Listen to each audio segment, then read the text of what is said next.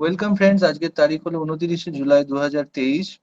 প্রত্যেক সপ্তাহের মতো এই সপ্তাহেও আমরা নিয়ে এসেছি উইকলি ব্রেকআউট স্টকস, যেগুলো আমরা স্ক্রিনারের মাধ্যমে পেয়েছি, যেটা প্রিভিয়াস ভিডিওতে বা প্রিভিয়াস উইকে ডিসকাস করা হয়েছিল।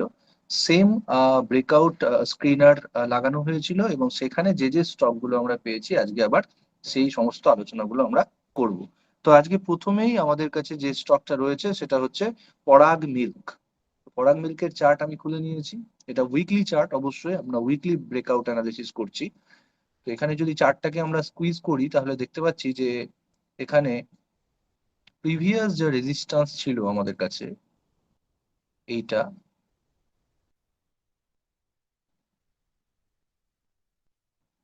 ওকে। তো এই যে আমাদের first resistance, this was our first resistance. Multiple testing হয়েছে এখানে এবং ফাইনালি এই রেজিস্ট্যান্সটার ব্রেকআউট হয়েছে। অবশ্যই এটা ভলিউম সাপোর্টের একটা ব্রেকআউট। ওকে, তাহলে এখান থেকে আমাদের এই স্টকটা এখন ওয়াচ লিস্টে অ্যাড করা যেতে পারে। আর যারা পজিশনাল এন্ট্রির কথা ভাবছেন, অবশ্যই উইকলি অ্যানালিসিস বা উইকলি ব্রেকআউট অ্যানালিসিস যেগুলো আমরা করি, উইকলি যে ব্রেকআউট অ্যানালিসিস গুলো আমরা করি সেগুলো অ্যাকচুয়ালি আমাদের পজিশনাল এন্ট্রির জন্য। তো এটা আমাদের মাথায় রাখতে হবে। ওকে, তো এক্ষেত্রে যদি আমরা এখন এন্ট্রির কথা ভাবি তাহলে কি হতে পারে? তাহলে আমাদের মাথায় রাখতে হবে যে এই উইকের যে হাই, মানে এই যে ব্রেকআউট ক্যান্ডেল আমরা পেয়েছি, এর যে হাই, এর উপরে যদি প্রাইস সাস্টেন করে অন্তত ছোট টাইম ফ্রেমে, মানে এবার উইকলি অ্যানালিসিস করছি বা উইকলি ব্রেকআউট করছি, তাহলে এর রেসপেক্টে ছোট টাইম ফ্রেম আমরা ধরে নেবো ডেলি টাইম ফ্রেম। ওকে, তার মানে ডেলি টাইম ফ্রেমে অন্তত একদিন বা একটা ডেলি ক্যান্ডেল বা একটা দিনের শেষ পর্যন্ত অন্তত এই লেভেলের উপরে যাতে ক্লোজিং দেয়, তাহলে আমরা বলবো এর হাইয়ের উপরে সাকসেসফুলি ট্রেড করছে এবং this breakout will be validated. Okay, তাহলে আমরা এটাকে মার্ক করে রাখবো। একটা হরিজন্টাল রে নিয়ে নিই। ওকে, এটাকে একটু থিকনেসটা কমিয়ে দিই। তাহলে এই হাইয়ের উপরে আমাদের এন্ট্রি হবে এবং সেক্ষেত্রে আমাদের স্টপ লস কি হবে? স্টপ লস হতে পারে আমাদের নিয়ারেস্ট সুইং লো। ওকে, এবার এটা উইকলি টাইম ফ্রেম, তো নিয়ারেস্ট সুইং লো আমরা দেখতে পাচ্ছি এই লেভেলটা, তাহলে this will be our stop loss.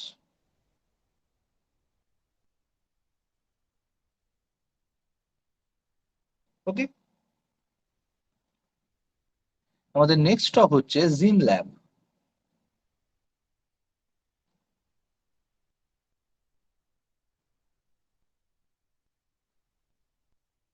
তো জিম ল্যাবের খুব বেশি দিনের হিস্ট্রি আমাদের কাছে নেই, কিন্তু এখানে খুব সুন্দর একটা রেজিস্ট্যান্সের প্রথমে টেস্টিং,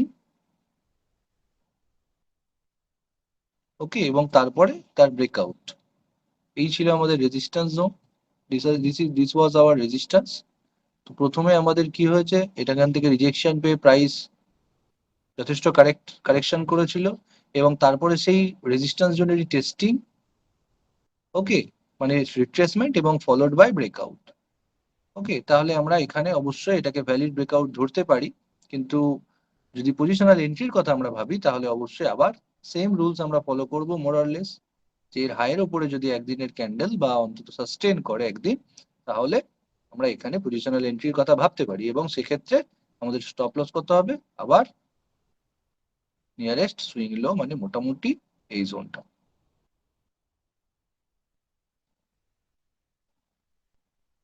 ওকে, আমাদের নেক্সট স্টক হচ্ছে প্রেস্টিজ।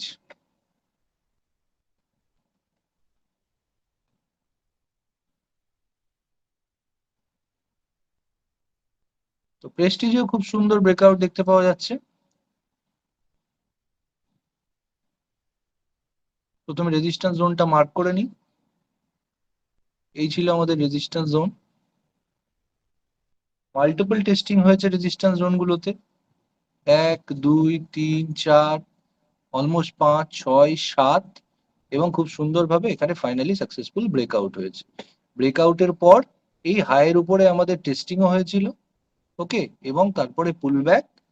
এবার আবার আমাদের একটা ভ্যালিড কি করছে এখানে, বুলিশ ক্যান্ডেল তৈরি করেছে। ওকে, তো এই ক্ষেত্রে এই রকম এন্ট্রির ক্ষেত্রে আমরা কুইকলি এন্ট্রি করতে পারি এখানে।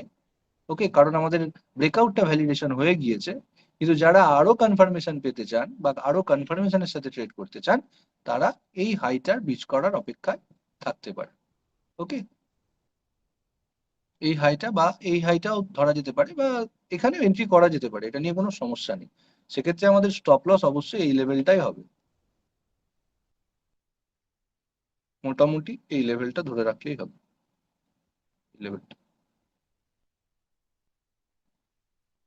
ওকে, আমাদের নেক্সট স্টক রয়েছে টরেন্ট পাওয়ার।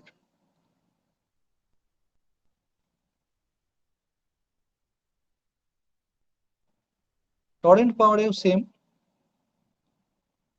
অলমোস্ট আমাদের ব্রেকআউটের পর একটা টেস্টিং হয়ে গিয়েছে, এই হচ্ছে আমাদের resistance zone, previous resistance zone ছিল এটা। এবার ব্রেকআউটের পর, ব্রেকআউটটা ভ্যালিডেশন এখনো হয়নি কিন্তু পুল ব্যাক ঘটে গেছে, পুল ব্যাক ঘটে এখানে ফাইনালি আমাদের একটা কি, একটা bullish reversal type candlestick pattern তৈরি করেছে।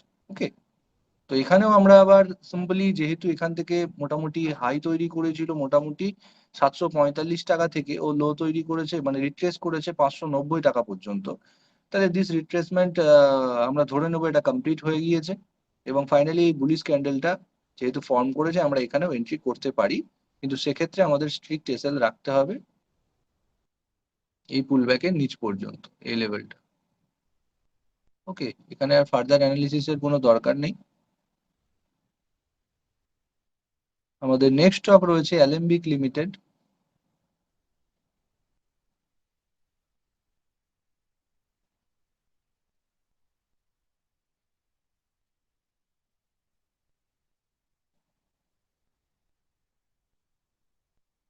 অ্যালেম্বিক লিমিটেডেও আমরা প্রথমে রেজিস্ট্যান্স জোনটা মার্ক করে নিই, এই ছিল আমাদের রেজিস্ট্যান্স জোন, এবং ফাইনালি এটা সাকসেসফুল ব্রেকআউট হয়ে গিয়েছে। অলমোস্ট যদি চার্টটাকে স্কুইজ করে দেখি, একটা ডাবল বটম টাইপ প্যাটার্ন ফরমেশনও হয়ে গিয়েছে। এবার এখানে যদি আমরা পজিশনাল এন্ট্রির কথা ভাবি, তাহলে অবশ্যই সেম রুলস আমরা ফলো করব, বারবার প্রত্যেকবার একই রকম, যে এই হাইয়ের উপরে আমাদের এন্ট্রি হবে। এবং এখানে দেখুন নিয়ারেস্ট সুইং লো কিছু পাওয়া যাচ্ছে না। ওকে, নিয়ারেস্ট সুইং লো যেহেতু কোনো পাওয়া যাচ্ছে না, ওই জন্য আমরা এবার একটু ডেলি টাইম ফ্রেমে শিফট করে দেখতে পারি যে এখানে কোনো সুইং তৈরি হয়েছে কিনা। তো এবার এখানে দেখা যাচ্ছে যে স্টকটি এখান থেকে র্যালি শুরু করেছে, র্যালি, আবার একটা রিট্রেসমেন্ট, আবার র্যালি, আবার রিট্রেসমেন্ট, আবার র্যালি, রিট্রেসমেন্ট, র্যালি, রিট্রেসমেন্ট, এরকম করে চলছে। তো প্রিভিয়াস কোনো সুইং লো এর ব্রিচ করেনি। তাহলে এখানে আবার যদি ছোট রেঞ্জে দেখা যায় এই জোনটা, ওকে, এই জোনটারও আমরা ব্রেকআউট একটা দেখতে পাচ্ছি। ওকে, এই জোনটা ব্রেকআউট আমরা দেখতে পাচ্ছি, খুব সুন্দর স্ট্রং একটা ব্রেকআউট। এর হাইয়ের উপরে যদি ট্রেড করতে থাকে, তাহলে আমরা এটাকে স্টপ ধরতে পারি ডেইলি টাইম ফ্রেমে, এই জোনটাকে আমরা স্টপ ধরে চলতে পারি, যেহেতু উইকলি টাইম ফ্রেমে আমাদের স্টপটা অনেকটা বড় হয়ে যাচ্ছে। ওকে,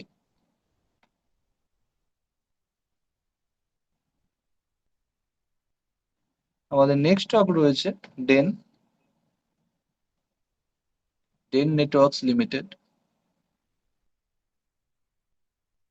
ডেন নেটওয়ার্কস লিমিটেডের আবার সব থেকে বড় মানে ত্রুটি হলো যে, মানে এই অ্যানালিসিসটা একটু রিস্কি, বা এখানে কোনো রকম পজিশন বানানো রিস্কি কেন, কারণ এখানে ডেন নেটওয়ার্ক কন্টিনিউয়াস ডাউন ট্রেন্ডে রয়েছে। এবার এটাকে ট্রেড করা মানে রিভার্সালকে ট্রেড করা, এন্ড অলওয়েজ রিভার্সাল ট্রেড একটু রিস্কি হয়।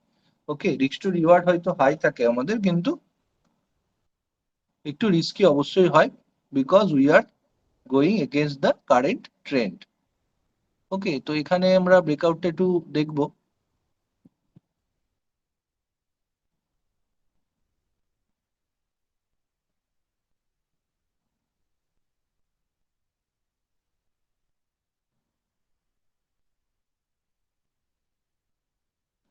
এই ছিল আমাদের রেজিস্ট্যান্স।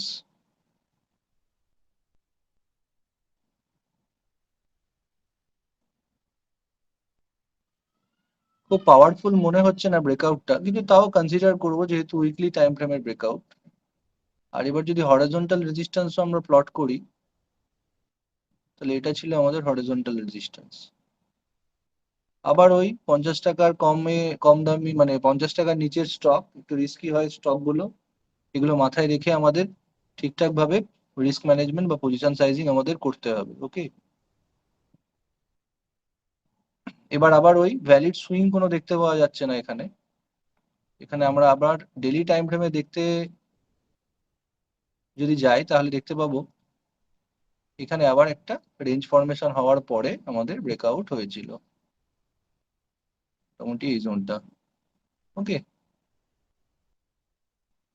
তাহলে আপাতত এই জায়গাটাতে আমরা একটা স্টপ লস ধরে চলতে পারি, এই জোনটা।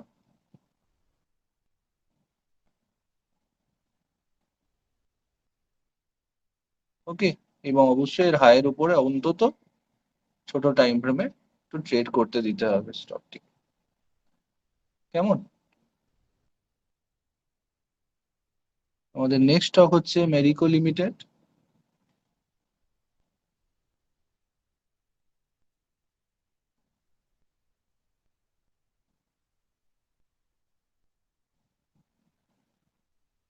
মেরিকো লিমিটেডেও ক্লিয়ার রেজিস্ট্যান্স ব্রেকআউট আমরা দেখতে পাচ্ছি। এই ছিল আমাদের রেজিস্ট্যান্স জোন।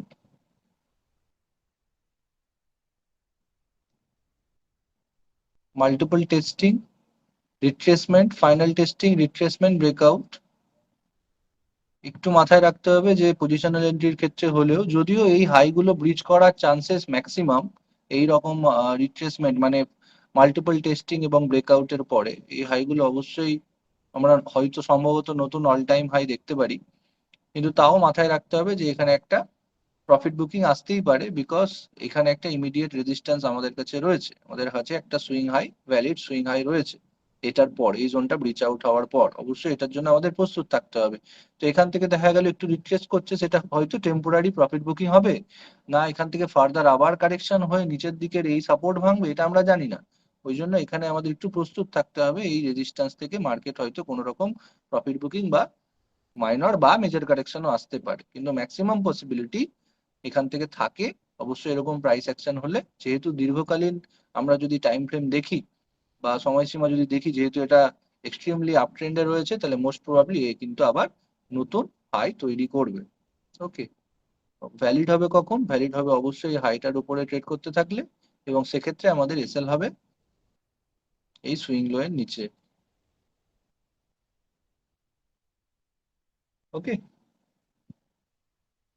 আরেকটা কথা, আমাদের ভিডিও গুলো অনেকেই দেখছেন, কিন্তু নন নন সাবস্ক্রাইবারের পার্সেন্টেজটা কিন্তু অনেকটাই বেশি। মানে আমাদের ভিডিও হয়তো অনেকে পছন্দ করছেন, কিন্তু চ্যানেলটি সাবস্ক্রাইব করছেন না। তো কাইন্ডলি যদি চ্যানেলটা সাবস্ক্রাইব করেন, তাহলে আরো আমাদের মানে আমরা মোটিভেট হই আপনাদের নতুন নতুন কন্টেন্ট নিয়ে আসার জন্য। পরবর্তীকালে নানান রকম স্ট্র্যাটেজি শেয়ার করা হবে, যেগুলো অ্যাকচুয়ালি মার্কেটে কাজ করে, এবং নানান রকম প্রোস কনস, কখন কাজ করবে কখন কাজ করবে না, কেন কাজ করে না, তার প্রপার ব্যাক টেস্টিং সমস্ত কিছুই আমরা নিয়ে আসবো।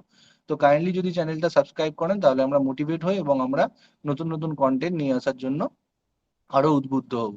ওকে, নেক্সট স্টক হচ্ছে আমাদের কাছে শ্রী দিগ্বিজয় সিমেন্ট।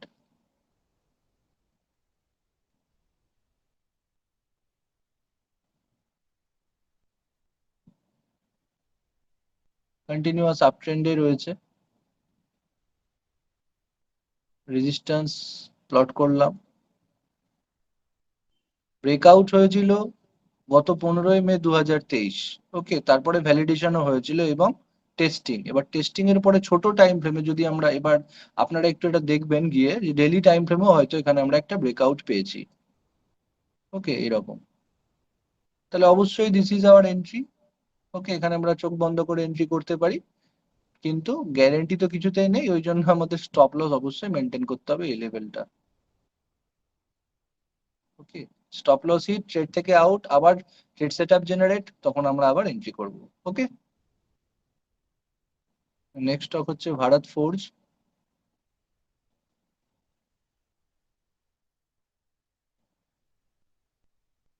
ভারত ফোর্জ অনেক দিনের আগের আমাদের ফেসবুক গ্রুপ যে রয়েছে সেখানে পোস্ট করা হয়েছিল আমাদের তরফ থেকে। আর সেই লেভেলটা ছিল মোটামুটি ডেইলি টাইম ফ্রেমের একদম যতদূর আমার মনে পড়ছে এই লেভেলটিতে পোস্ট করা হয়েছিল। এবার উইকলি টাইম ফ্রেমে আমাদের সেট আপ জেনারেট হতে দেখা যাচ্ছে। ও না, সরি, সেট আপ জেনারেট নয়, এটা আমাদের ওয়াচ লিস্টে এখন অ্যাড করতে হবে। কেন? কারণ এই ব্রেকআউটের জন্য আমরা প্রস্তুত হব। Okay, this was our resistance, এবং সেই রেজিস্ট্যান্সের neck on neck, neck to neck closing আমরা পেয়েছি। অবশ্যই এটার উপরে যদি ট্রেড করতে থাকে, তাহলে কিন্তু আমরা একটা পজিশন তৈরি করার কথা ভাবতে পারি। ওকে, এবং সেক্ষেত্রে স্টপ লস কিন্তু আবার ডেইলি টাইম ফ্রেমে কোনো সুইং লো এর বিচারে হবে। ওকে, তাহলে এটা আমাদের ওয়াচ লিস্টের জন্য থাকবে। এখনো কিন্তু কোনো পজিশন বানানোর সময় আসেনি ভারত ফর্জে। নেক্সট স্টক হচ্ছে এসিসি লিমিটেড।